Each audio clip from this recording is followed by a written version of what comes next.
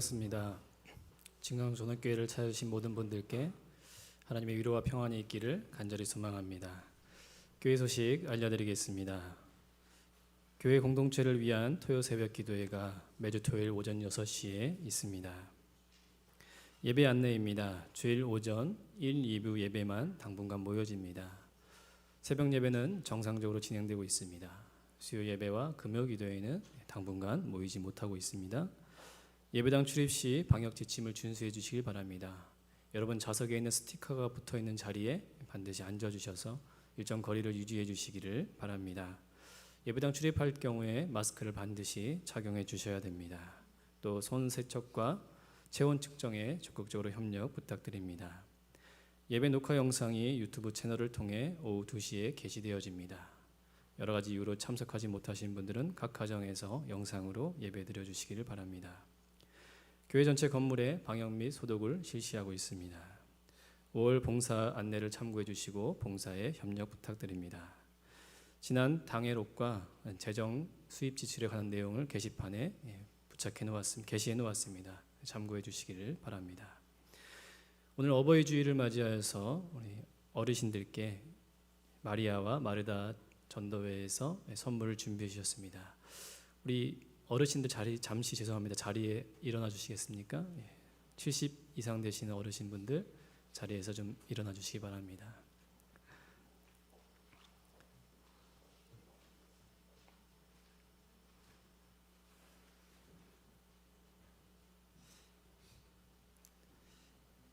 자, 전달해 주시기 바랍니다. 예. 우리 건강하시고 또 교회를 위해 헌신하신 그동안의 수고와 노고를 위해 우리 박수 한번 부탁드리겠습니다.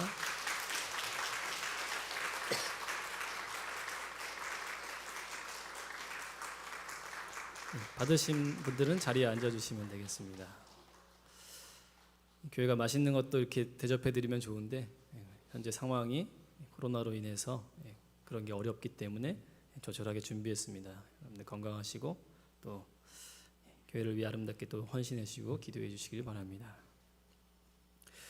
교역자 소식 전해드리겠습니다.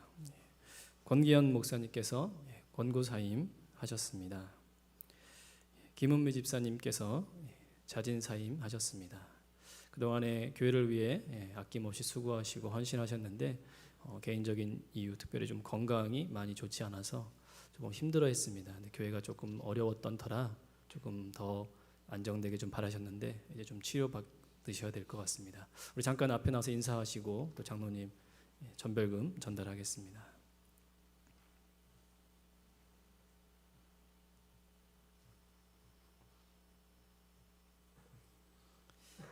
그동안 수고 감사합니다. 박수로 바랍니다.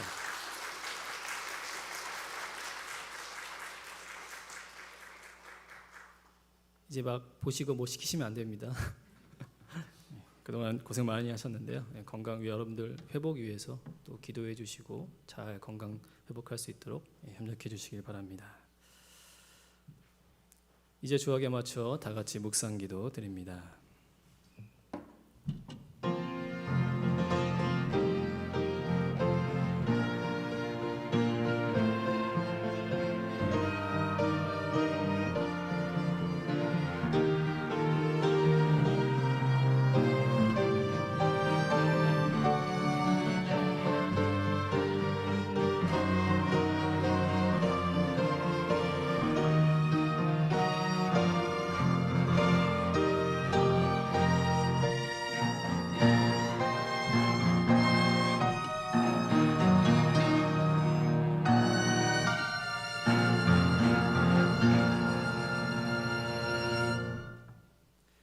다 같이 신앙 고백합니다. 나는 전능하신 아버지 하나님 천지의 창조주를 믿습니다. 나는 그의 유일하신 아들 우리 주 예수 그리스도를 믿습니다. 그는 성령으로 잉태되어 동정녀 마리아에게서 나시고 본디오 빌라도에게 고난을 받아 십자가에 못 박혀 죽으시고 장사된 지 사흘 만에 죽은 자 가운데서 다시 살아나셨으며 하늘에 오르시어 전능하신 아버지 하나님 우편에 앉아 계시다가 거기로부터 살아있는 자와 죽은 자를 심판하러 오십니다. 나는 성령을 믿으며 거룩한 공교회와 성도의 교제와 죄를 용서받는 것과 몸의 부활과 영생을 믿습니다. 아멘. 다 같이 찬송가 579장 찬양 드립니다.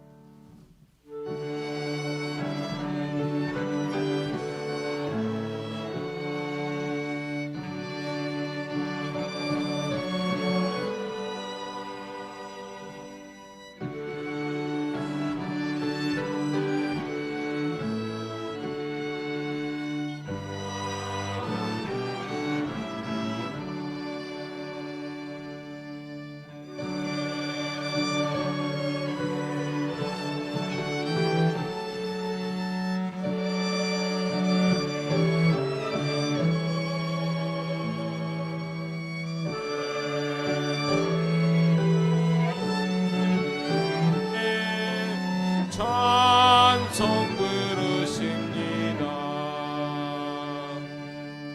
아침 저녁 읽으시던 어머님의 성경책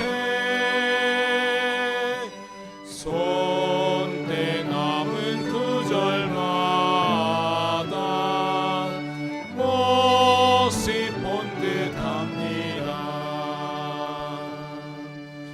믿는 자는 네 길인지 영생함을 얻으리.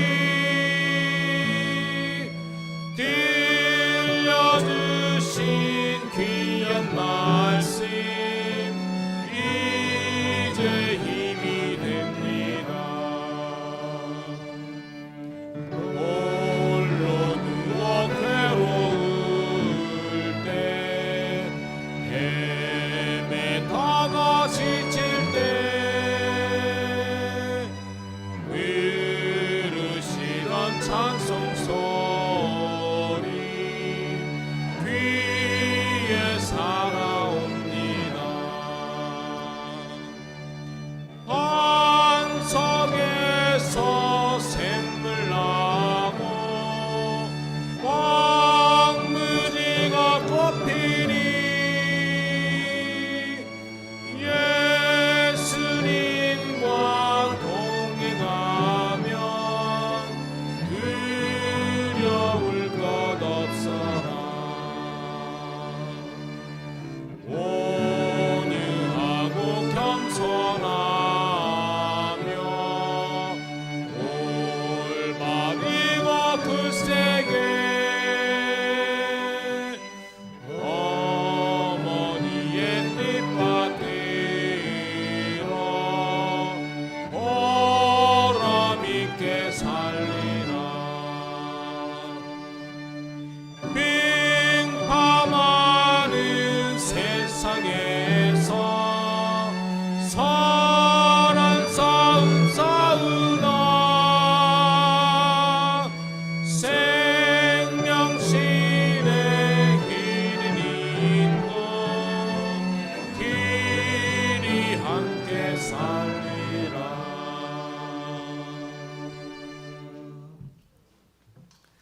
시간 참여 기도하겠습니다. 한 주간의 삶을 되돌아보시고 하나님께 성도로서 또 부끄러움이 있다면 이 시간 기도하시길 바랍니다.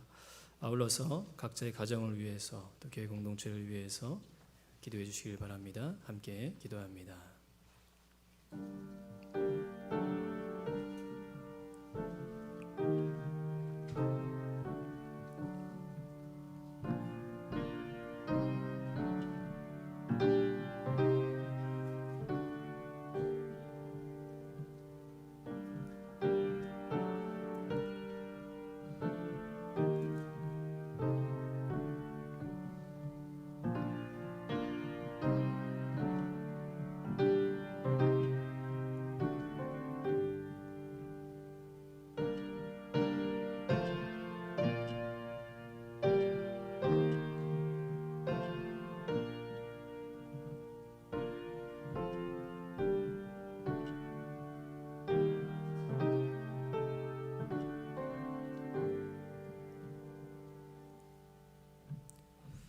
사랑의 하나님, 한 주간 주신 은혜에 따라 하나님의 지키심과 보호하심으로 살아왔음을 고백합니다. 하나님의 은혜로 살아왔지만 내 삶을 내 것이라 생각하고 내 마음의 원대로 살았음을 고백합니다. 기도하지 못하였고 하나님께 부르짖지 못하였고 하나님께 내 삶을 맡겨드리지 못했던 부족한 우리의 모습을 이 시간 용서하시고 우리의 예배를 통해 우리의 심령 가운데 죄된 많은 것들이 하나님 사라지게 하시며 또 하나님 우리 믿음 가운데 구원의 감격과 확신을 회복할 수 있기를 간절히 소망합니다. 5월 가정의 달을 맞이하여 우리 진광전원교회 모든 가정들이 하나님 주신 은혜 안에서 평강하기를 원합니다. 가정의 문제들이 극복되게 하시고 가정의 어려움들과 아픔들이 회복될 수 있기를 원하며 여러 가지 경제적 어려움 속에서도 하나님 지켜주시기를 주여 간절히 바라고 합니다. 주님 예배를 기뻐 받으실 줄 믿습니다. 이 모든 말씀 우리를 권하신 예수님의 이름으로 기도드립니다. 아멘. 예, 오늘 성경 말씀은 신명기 5장 16절 말씀 봉독해 드리겠습니다. 너는 네 하나님 여호와께서 명령한 대로 네 부모를 공경하라. 그리하면 네 하나님 여호와가 내게 준 땅에서 네 생명이 길고 복을 누리리라. 우리 다 함께 한 목소리로 같이 한번 읽겠습니다. 너는 네 하나님 여호와께서 명령한 대로 내 부모를 공경하라. 그리하면 내 하나님 여호와가 내게 준 땅에서 내 생명이 길고 복을 누리리라. 아멘. 우리 찬송가 50장 찬양 들으시면서 준비한 헌금 하나님께 드리겠습니다.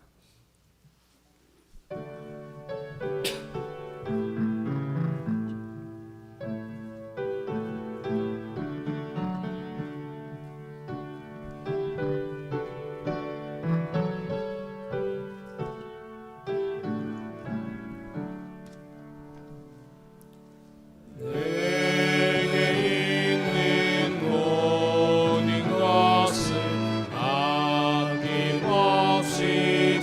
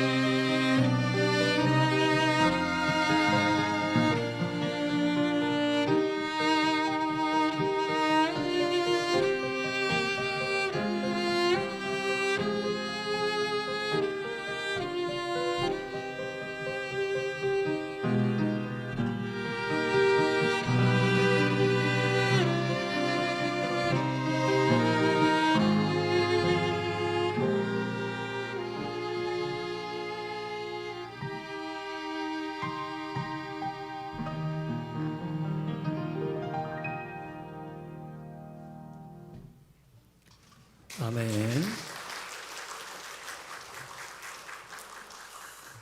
귀한 연주 감사드립니다. 교회 소식 중에 빼먹은 것이 있어서 좀 말씀드립니다. 정원영 권사님이 내일 수술하십니다. 여러분들 전신마취 수술이니까 위에서 또 기도해 주시고 잘 회복할 수 있도록 기도해 주시길 바랍니다. 그동안 함께 또 사역했던 두 분이 사임하시게 됐습니다.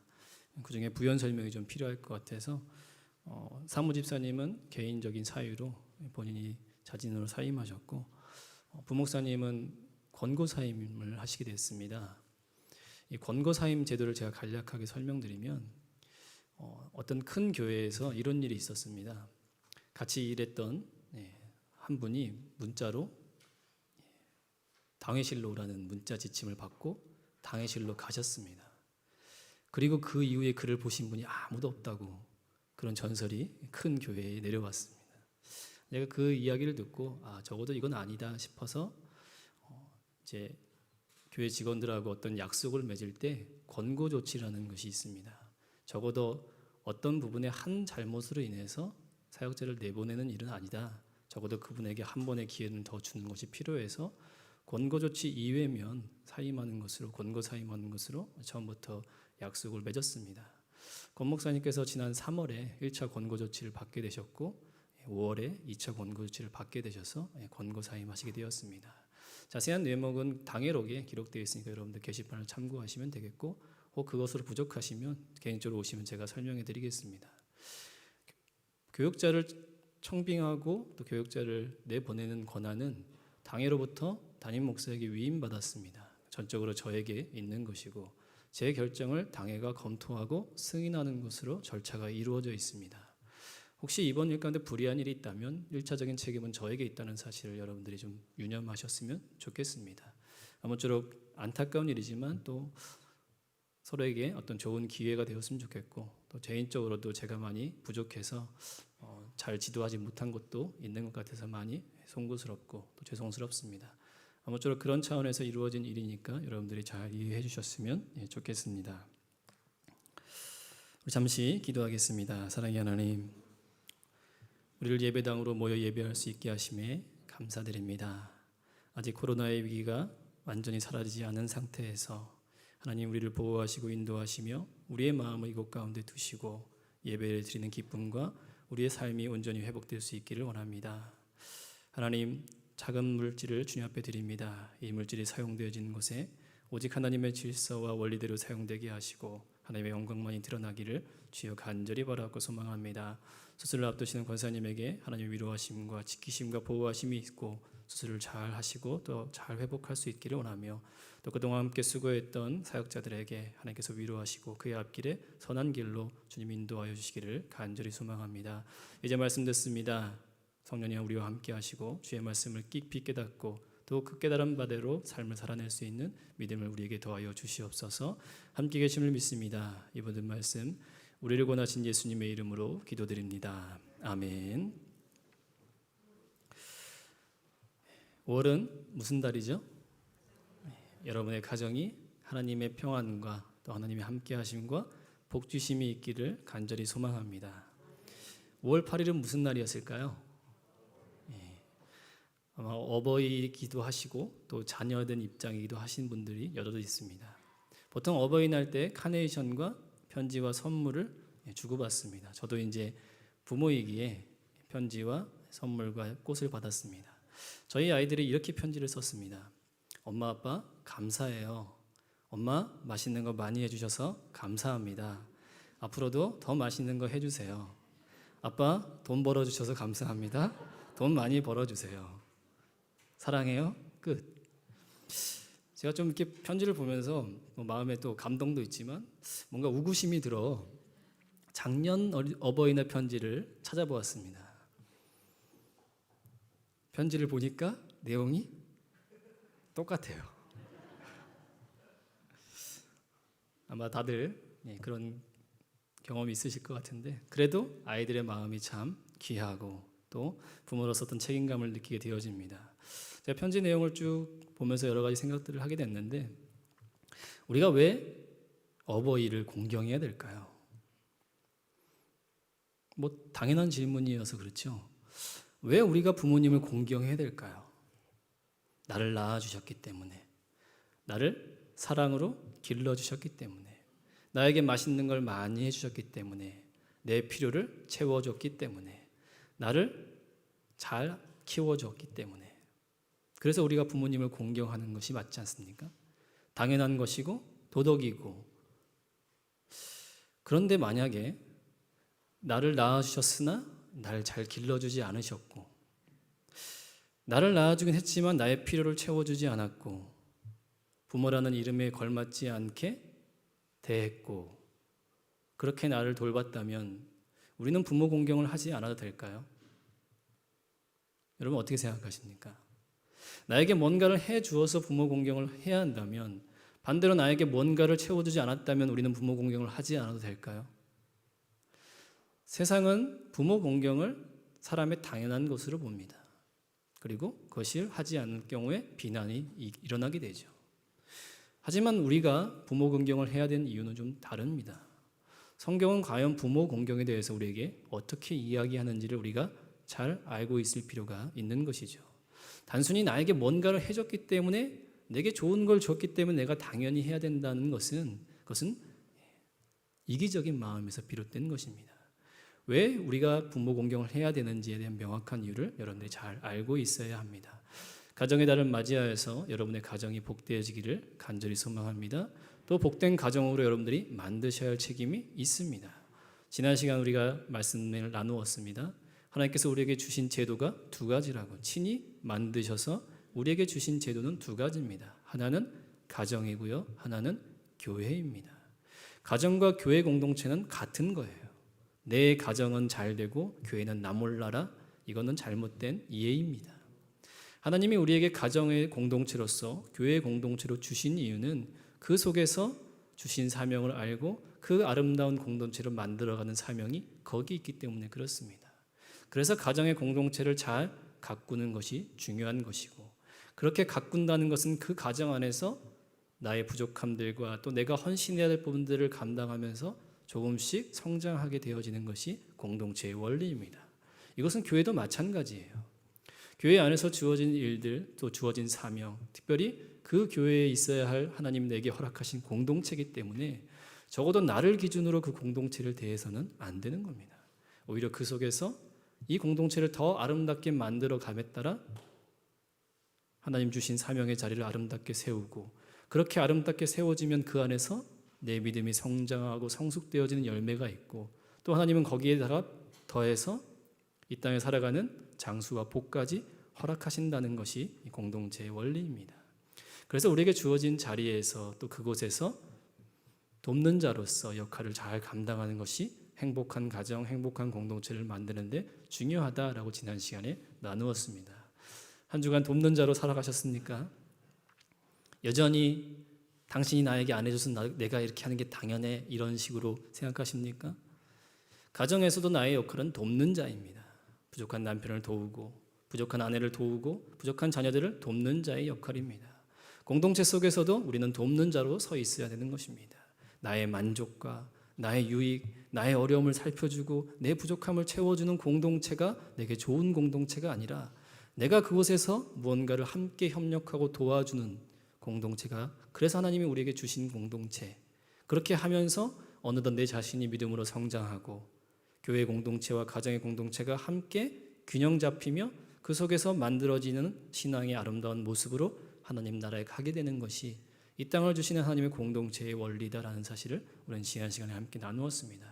자, 이제 오늘은 두 번째, 우리가 행복한 가정을 만들기 위해서 우리는 돕는 자의 역할을 감당함과 동시에 왜 우리가 부모를 공경해야 되는지에 대한 이유를 함께 살펴보는 겁니다. 우리 말씀 보겠습니다. 에베소서 6장 1절과 2절 말씀 함께 읽겠습니다. 우리 함께 읽겠습니다. 자녀들아, 주 안에서 너희 부모에게 순종하라. 이것이 옳으니라. 내 아버지와 어머니를 공경하라. 이것은 약속이 있는 첫 계명이니. 어떻습니까? 자녀들아, 주 안에서 너희 부모에게 순종하라. 이것이 옳으니라. 왜 우리가 부모님을 공경해야 되느냐? 부모님이 나에게 좋은 걸 많이 해줘서, 나를 사랑으로 잘 길러줘서 내 필요를 채워줘서가 아니라 그것이 하나님이 정하신 원리고 질서이기 때문에 그렇습니다. 하나님이 옳다라고 여기시는 건 부모에게 순종하는 겁니다. 그가 나를 사랑으로 대해주지 않았어도, 그가 나를 돌보지 않았어도, 그가 나에게 아무런 관심과 사랑으로 대하지 않았어도 하나님이 나를 그의 자녀로, 하나님이 그를 나의 부모로 주셨다면 그게 옳은 것인 거죠. 그렇게 부모로서 자녀로서 순종하는 것이 옳은 겁니다. 옳다라는 건 마땅하다라는 표현도 있지만 하나님이 정하신 바다라는 것이죠. 여러분, 우리는 무슨 이유를 따지고 원인을 따져서가 아니라 자녀로서 부모에게 순종하는 것은 당연한 겁니다. 하나님이 정하신 질서고 하나님이 내게 주신 부모이기 때문에 그렇습니다. 내가 부모를 선택한 게 아니잖아요. 여러분, 우리가 부모를 선택할 수 있다면 얼마나 좋겠습니까? 전에도 말씀드린 적이 있죠. 제 이름이 이재영입니다. 만약 하나님이 저에게 부모를 선택하라고 했으면 저는 저희 부모님보다는 이건희를 선택했겠습니다. 나는 왜 이재용이 되지 않았을까? 여러분, 우리가 선택할 수 있는 게 아닙니다. 부모는 하나님이 내게 주신 존재이지 내가 초이스해서 선택한 것이 아닌 것입니다. 여러분, 부모만 그렇습니까? 가정만 그렇습니까? 교회도 마찬가지입니다. 교회도 하나님이 내게 주신 공동체예요. 하나님이 내게 그곳에서 돕는 자로서 또 그곳에서 함께 신앙을 만들어가기 위한 하나의 공동체로서 내게 주신 곳입니다. 내 발로 왔으니 내 발로 나간다라는 생각은 좀 위험한 생각입니다. 하나님의 뜻을 발견하고 그곳에서 하나님이 주신 뜻이 있다면 그 뜻을 아름답게 이루는 것이 성도의 바른 자세입니다. 여러분, 부모를 공경하는 것, 부모에게 순종하는 것은 옳은 것이라는 사실을 기억하시길 바랍니다. 그리고 뒤에 2절에 보면 무엇이라고 얘기합니까? 약속이 있는 첫 계명이다라고 이야기합니다. 하나님이 우리에게 주신 계명이 몇 가지일까요? 몇 가지일까요? 아시면서 이야기 안 하시는 거죠? 10가지 계명입니다. 그 중에 1계명은 뭘까요? 2계명은 뭘까요? 목사님 여기까지만 하시죠. 1계명은 나 외에 다른 신을 섬기지 말라입니다. 근데 왜 에베소서 6장 2절 말씀은 부모를 순종하는 것이 약속 있는 첫 계명이라고 할까요? 잠시 10계명을 설명하면 10계명 전체는 하나님이 우리에게 주시는 하나님을 사랑하는 방법입니다. 네가 나를 사랑해? 그럼 난 이렇게 해줘. 여러분들 결혼하기 전에 그렇잖아요. 자기가 나 사랑해? 자기야, 나는 아침에 일어나면 따뜻한 커피와 토스트를 좋아해. 나는 한상 차림이 필요해. 하나님이 사랑하는 방식을 우리에게 알려주신 것이 10가지 계명입니다. 하나님을 사랑한다면 당연히 하나님 외에 다른 신을 섬기지 않는 것이 하나님을 사랑하는 방법이죠. 1계명부터 4계명은 누구를 사랑하는 겁니까? 하나님을 사랑하는 방법입니다. 5계명부터 10계명은 누구를 사랑하는 방법일까요? 하나님을 사랑하는 방법입니다. 10가지 계명은 다 하나님을 사랑하는 방법이에요. 다만 1계명부터 4계명은 그 대상을 하나님께 향해 있는 것이고 5계명부터 10계명은 그 대상이 이웃에게 향해 있는 거예요. 그 첫 계명이 내 부모를 공경하라는 겁니다. 부모를 공경한다는 것은 어떤 의미입니까?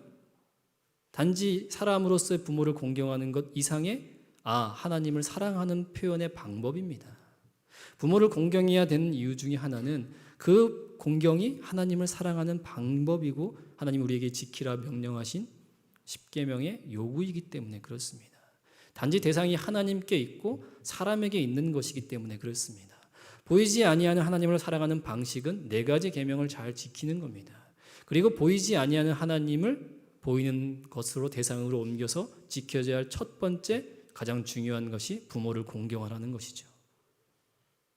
보이는 하나님을 잘 믿고 사랑한다라고 이야기하면서 보여지는 대상한테, 특별히 하나님이 요구하시는 대상한테 함부로 한다면 하나님을 사랑하는 것이 아닌 거예요. 부모에게 함부로 한다는 것은 하나님이 그를 내게 부모로 주신 것을 지키지 않는 거예요. 그래서 에베소서 6장 2절은 약속이 있는 첫 계명이다. 하나님을 사랑하는 것 중에 그 대상이 이웃에게 향하는 가장 기본적인 것이 부모를 공경하는 겁니다. 내 부모를 공경하지 못하면 하나님을 공경할 수 없는 거예요. 그것이 바로 하나님이 우리에게 주신 계명의 이유입니다. 여러분, 왜 우리가 부모님을 공경해야 됩니까? 그것이 마땅하기 때문에 그런 거예요. 이유가 없는 겁니다. 부모님이 나에게 뭔가를 해줘서 그렇지 않습니다. 그것이 바로 옳은 것이고 또 하나님께서 우리에게 주신 하나님을 사랑하는 방식의 첫 번째이기 때문에 그렇다라는 사실을 기억하시길 바랍니다. 우리 골로새서 3장 20절 말씀 보겠습니다. 우리 함께 읽겠습니다. 자녀들아, 모든 일에 부모에게 순종하라. 이는 주 안에서 기쁘게 하는 것이니라. 부모에게 순종하는 것, 부모님을 공경하는 것은 누가 기쁘신 거예요? 하나님을 기쁘시게 하는 것이다. 사람의 제일 되는 목적이 무엇인지 아십니까? 하나님을 영화롭게 하고 영원토록 그를 즐거워하는 것입니다. 우리는 이것을 줄여서 하나님께 영광을, 좀 더 유식한 말로 솔리데오 글로리아 이렇게 이야기합니다. 이 땅을 살아가는 인간이 모든 존재의 목적은 하나님의 영광을 위해 있는 겁니다. 더 이상 그의 삶이 하나님을 영광 돌리지 못한다면 그는 이 땅에 존재할 이유가 없는 것이죠. 부모에게 공경하는 것은 하나님을 기쁘시게 하는 것이다 라는 사실을 기억하시고, 그것은 당연히 사람으로서 이 땅에 존재하는 한 반드시 지켜져야 할 것이다 라는 사실을 성경이 우리에게 말씀해 주고 있는 겁니다. 로마서 13장 1절과 2절 말씀 보겠습니다. 우리 함께 읽겠습니다. 각 사람은 위에 있는 권세들에게 복종하라. 권세는 하나님으로부터 나지 않음이 없나니 모든 권세는 다 하나님께서 정하신 바라. 그러므로 권세를 거스리는 자는 하나님의 명을 거스림이니 거스리는 자들은 심판을 자취하리라. 여러분, 이 말씀을 유의 깊게 살펴야 됩니다. 간혹 이 말씀을 가지고 어떤 목회자는 목사님에게 대들면 저주받는다 이렇게 이야기하기도 합니다. 이 말씀은 그런 말씀이 아닙니다. 이 말씀은 권세를 준, 권위를 주신 분이 하나님이고 그 하나님에 순종한다는 것은 권세를 부여받은 자에게 마땅히 해야 될 도리를 이야기하는 겁니다. 가정에서 권위는 누구에게 있습니까? 돈 많이 버는 가장에게 있죠. 말이 좀 센 엄마에게 있죠. 가장에게서의 권위는 부모에게 있는 겁니다. 우리가 부모를 공경한다는 것은 하나님이 세우신 권세를 인정한다는 거예요. 우리가 부모님을 공경해야 되는 이유는 하나님이 그를 나의 부모로 두셨기 때문에 그렇습니다. 나에게 잘해줘서가 아니고 나에게 뭔가를 해줘서가 아니라 하나님이 그를 나의 부모로 주셨고 그에게 부모라는 권위를 허락하셨다면 우리는 그 권위에 순종할 수 있는 것이 바른 질서고 하나님이 세우신 질서예요. 그래서 그 권위를 잘 지키는 것이 자녀된 입장과 성도된 입장으로서 중요한 겁니다. 그 권위를 거스르는 것은 어떻다고 해요? 그 심판을 자취한다라는 이야기입니다. 권위를 거스르면 하늘에서 갑자기 번개가 나서 친다? 사업이 망한다? 이런 게 아니에요. 심판을 자취한다는 건 뭡니까? 스스로 망한다는 거예요. 부모에게 함부로 해서 잘 되는 자식 보셨습니까? 스스로 망하게 되어지는 겁니다. 여러분, 이 권위에 대한 이해를 여러분 잘 하셔야 됩니다. 가정에겐 부모에게 그 권위가 있는 것입니다. 그리고 그 권위를 주신 분이 하나님이기에 우리는 그 권위에 순종하는 것은 하나님께 순종하는 것과 같은 것입니다. 그리고 그 권위를 거스르는 것은 스스로 망하는 길로 가게 된다는 것이 로마서 13장 1절과 2절의 말씀입니다. 우리는 이 권위를 이해할 때 몇 가지 더 이해해야 될 필요가 있는 부분이 있습니다. 여러분, 가정에서는 부모에게 있습니다. 직장에서는 어디에 있을까요? 직장에게 권위는 어디 있을까요? 하나님이 주신 권위가 직장에 있는데 그 직장에서의 권위는 누구에게 있습니까? 부장님에게 있죠. 내 상사에게 있는 겁니다. 여러분, 그리스도인들 중에, 기독교인들 중에서 착각하는 게 뭐냐면 회사 생활을 잘 못하시는 분들이 많아요. 여러분, 그러면 안 됩니다. 하나님이 그를 나의 상사로 두셨다면 적어도 그에게 부하로서의 역할을 할 의무와 책임이 있는 겁니다. 남들 다 부장님 욕할 때 거기서 껴서 같이 욕하는 건 그리스도인답지 못한 행동입니다. 몇 년 전에 저희 어떤 청년과 얘기를 나누는데 요즘은 이력서를 쓸 때 종교란에다가 아무것도 쓰지 않는답니다. 왜 안 써? 왜 기독교인이라고 쓰지 않아? 왜 그리스도인이라고 쓰지 않아? 목사님, 요즘 기독교인이라고 쓰면요 불이익 당해요. 이게 청년의 답이에요. 제가 충격을 받았습니다. 그것도 몇 년 전입니다. 왜 기독교인이라고 썼는데 불이익을 받죠? 우리는 잘했는데 일방적인 핍박입니까? 사업체를 운영하시는 한 장로님이 직원을 뽑을 때 처음에 어떻게 뽑았을까요? 교회 다니는 사람들 뽑았습니다. 그러면 그 사업장이 평화롭겠죠. 그럴까요? 그 장로님이 저에게 한탄하면서 그렇습니다. 목사님, 저는 다시는 교회 다니는 사람을 뽑지 않습니다. 왜요? 교회 다니는 사람처럼 자기가 장로인 걸 알고 함부로 한대요. 그리고 좀 교회에서 직장에서 어떤 것들을 요구하면 어떻게 장로가 그러냐고 손가락질하고 대드는 게 교인들이라는 겁니다. 여러분, 이게 교회의 수준이고 성도의 수준인 거예요. 하나님이 세우신 질서와 원리를 전혀 이해하지 못하고 자기 마음대로 하는 이것이 오늘날 기독교라고 감히 말하지 못하는 데까지 이른 우리의 연약함과 부족함인 겁니다. 하나님의 권위가 직장 상사에게 있기 때문에 그가 하는 얘기에 부하로서 해야 될 책임과 의무를 다하는 것이 중요합니다. 그 사람을 봐서가 아니라 그에게 하나님의 권위가 있음을 인정하는 자세가 필요한 겁니다. 여러분, 교회는 어디 있을까요? 하나님이 주신 권위는 교회 안에서 어디 있습니까?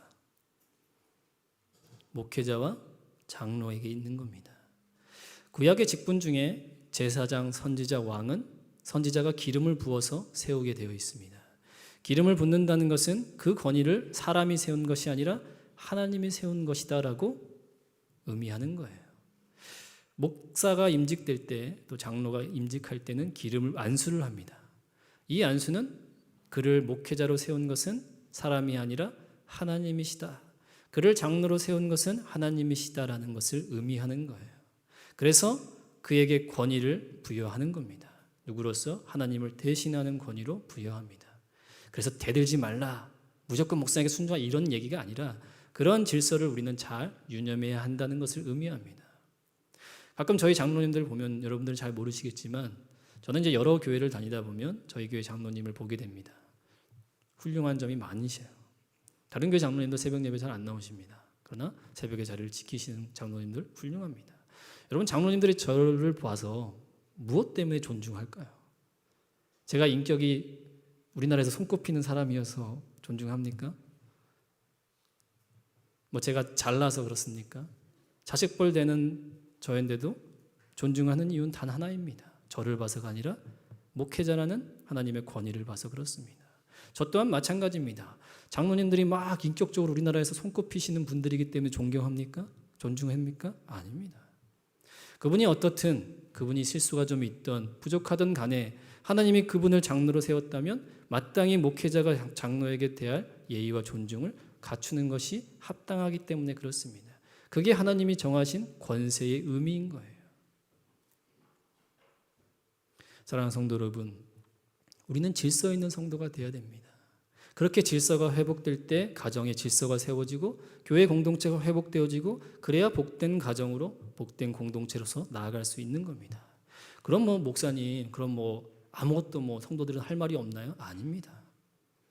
여러분들의 어떤 의견들을 정식적인 절차를 거쳐서 제시하시면 돼요.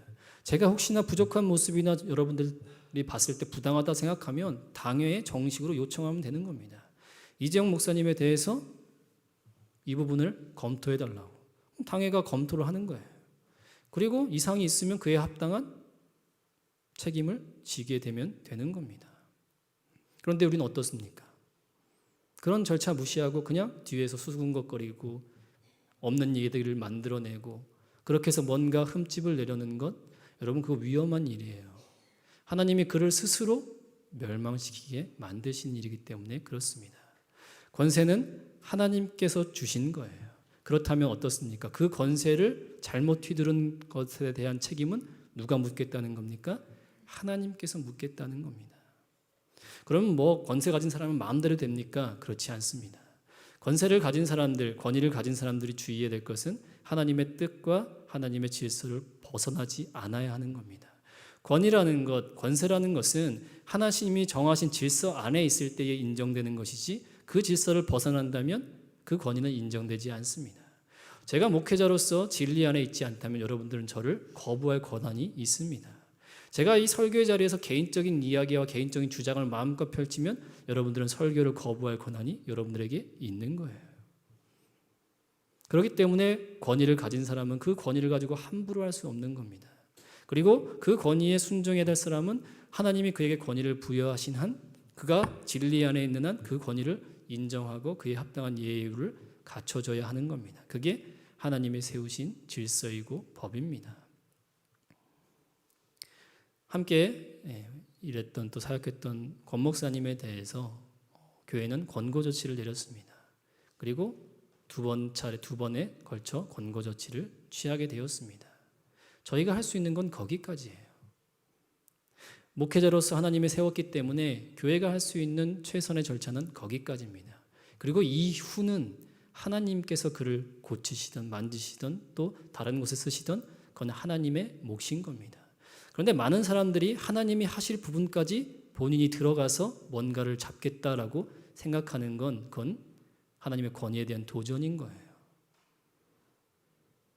교회가 할 수 있는 것은 여러 차례 권면하고 거기까지고 그 이후는 하나님께 맡기는 겁니다. 권위를 가진 제가 잘못된 것이 있다면 여러분들 말할 수 있어야 됩니다. 무조건 목회자라고 순종하는 건 아니에요. 그러나 그렇지 않다면 연소하던 어떤 부족함이 있던 어떤 인격적으로 모자라던 그에게 그 직책이 있는 한 그 직책을 봐서 존중할 수 있는 믿음 또한 여러분에게 있어야 하는 겁니다. 그게 바로 하나님이 주신 권리, 권세, 권위에 대한 이해입니다. 나라의 권세는 어디 있습니까? 대통령에게 있는 거예요. 내가 표를 했던 안 했던 간에 그를 하나님이 대통령으로 세우셨다면 우리는 거기에 존중할 의미가 있는 겁니다. 여러분 대통령 이름은 함부로 부르게 되어 있지 않습니다. 기호를 씁니다. MB. 명박이 이러면 안 됩니다, 사실. MB가 잘못했어. 이건 괜찮아요. 그런데 막 뭐 명박이 뭐 이렇게 하면 하나님이 세우신 질서를 잘 생각하지 않는 겁니다. 잘못했다는 것을 잘못했다고 얘기하지 말라는 것이 아니라 적어도 그 사람에 대한 개인적인 것이 아니라 하나님이 그를 세운 권위를 인정한다면 마땅히 취할 예우와 자세는 갖추고 나서 이야기하라는 뜻입니다. 그래야 교회 공동체가 여러분의 가정의 공동체가 여러분의 삶의 공동체가 아름다운 공동체로 세워질 수 있다는 사실을 여러분 기억하시길 바랍니다.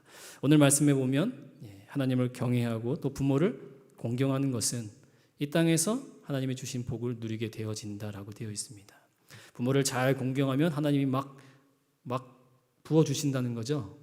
부모님께 효도하면 막 하나님께서 막 채워주신다는 거죠. 부모님께 100만 원 드리면 하나님이 흔들어서 1000만 원 채워주신다는 거죠. 여러분 그거 아닙니다. 우리가 때로는 손해를 끼쳐가면서 억울한 마음으로라도 하나님의 권위에 순종한다면 그 나머지 부족한 부분들은 하나님이 채워주시겠다는 거예요. 이 악물고 아닌 것 알지만 그래도 내가 희생해서 그 아닌 것에 대해서 손해를 감수하고 이야기하고 그 질서에 순응하기 위해 보는 손해들 이런 부분들은 하나님이 그에게 복으로서 채워주신다는 겁니다. 사랑하는 성도 여러분, 여러분의 각 가정이 복된 가정 되기를 간절히 소망합니다. 하나님의 채우심이 있고 하나님의 함께하심이 있고 하나님이 세우신 질서와 원리 안에서 평안한 가정 되어지기를 소망합니다. 우리는 각자 그 가정에서 돕는 자로서 부름받았습니다. 하나님이 나를 위해서 남편을 주신 게 아니고 내 편의를 위해 내 빨래를 위해 아내를 주신 게 아니에요. 서로 돕는 자로서 하나님이 주신 그 가정의 목표를 이루기 위해 주신 배우자라는 사실, 내가 그에게 도움이 되어줘야 한다는 사실을 기억하셔야 됩니다. 그리고 그 안에 가정 안에는 분명한 질서가 있습니다. 그 질서는 내가 세운 것이 아니라 하나님이 우리에게 주신 질서입니다. 그리고 그 권위를 인정하는 것이 바로 하나님을 인정하는 성도의 바른 자세라는 사실을 여러분 기억하시길 바랍니다. 부모의 권위를 가지고 자녀들에게 함부로 해서도 안 됩니다. 왜요? 하나님이 세우신 질서의 범위, 그 주신 권한의 범위 안에서 부모로서의 권위를 발휘하는 것은 괜찮으나 그 이상을 넘어가는 것은 안 된다라는 사실을 기억하시길 바랍니다. 직장에서는 우리에게 주신 상사들이 있습니다. 제발 상사 뒷담화하지 마세요. 그런 자리에 여러분들 가까이 가지 마시고 그런 자리에 끼지 마세요. 아부하라는 얘기가 아니라 질서답게 잘못된 부분은 본인에게 와서 이야기할 수는 있습니다. 그러나 그 이상 비방하거나 험담하는 일들은 되도록 자제하시는 게 그것이 하나님의 권위를 인정하는 것이다 라는 사실입니다. 교회 안에도 주신 권위에 따라 여러분들 순종해 주셨으면 좋겠습니다. 훌륭해서 따르라는 거 아닙니다. 여러분 보시기에 제가 뭐 볼품 있습니까? 그래도 담임 목사로 여러분들이 불렀으니 순종해달라는 거죠. 뭐 사람이 어떻고 얼굴이 왜 이렇게 까마냐, 하였으면 좋겠고 머리는 좀 장발로 하고 왜 원빈처럼 생기지 못했냐, 이런 걸로 우리가 판단할 것이 아니라는 사실을 여러분들 기억하셔야 됩니다. 신앙이라는 것, 믿음의 수준이라는 건 그 삶의 균형 잡힌 질서 안에서 이루어진다는 사실을 기억하시길 바랍니다. 질서가 없는 공동체는 당장에 보이기에는 뭔가 이루어지는 것 같고 큰 어떤 것들이 표면적으로 보이지만 결국은 무너지게 되어 있다는 사실을 기억하시고, 우리 진광전원교회가, 우리 진광전원교회 모든 가정의 공동체가 하나님의 세우신 질서 안에서 견고해지는 가정의 공동체, 교회 공동체 되기를 간절히 소망합니다. 함께 기도하겠습니다. 사랑의 하나님, 우리에게 세우신 질서를 따라 주신 부모님에 대한 공경과 또 마땅히 자녀로서 해야 할 해들들을 잘 할 수 있기를 원합니다.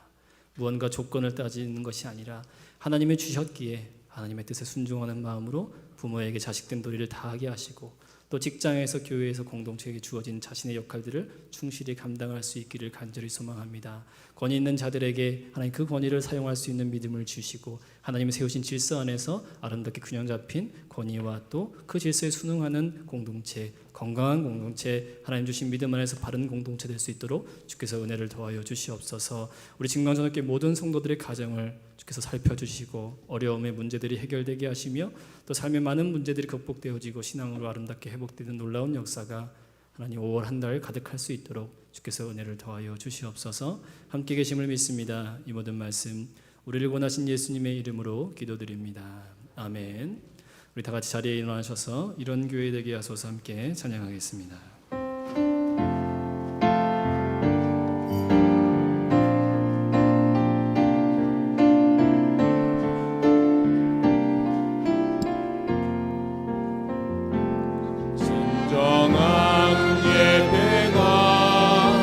숨쉬는 교회, 주님이 주인 되시는 교회, 믿음의 기도가 쌓이는 교회, 최고의 찬양을 드리는 교회, 말씀이 살아 움직이는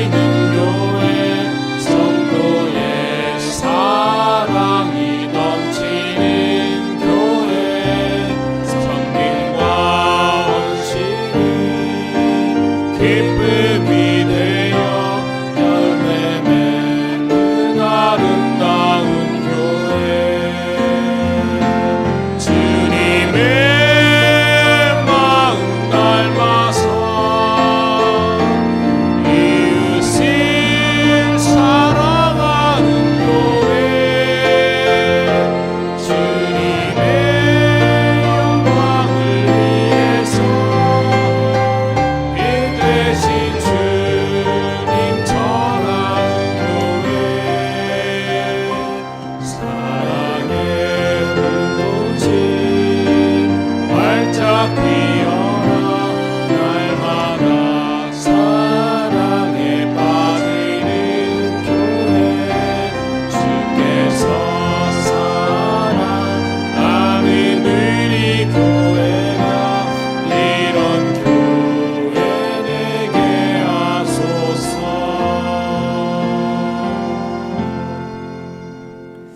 이제는 우리 주 예수 그리스도의 크신 은혜와 하나님 아버지의 무한하신 사랑과 성령님의 인도하심과 보호하심과 함께하심이 오늘 머리 숙여 예배드린 우리 진광전학교회 모든 성도들 머리 위에, 또 그들의 일터와 가정과 삶의 위에, 또 비록 함께하지 못하고 영상으로 예배드리는 우리 진광전학교회 모든 성도들 모든 공동체 위에 특별히 월요일날 수술을 앞두고 계시는 권사님 위에, 또 그동안 수고가 있으신 사무집사님과 부목사님 그 앞길 위에 이제로부터 영원토록 함께 있을지어다. 아멘.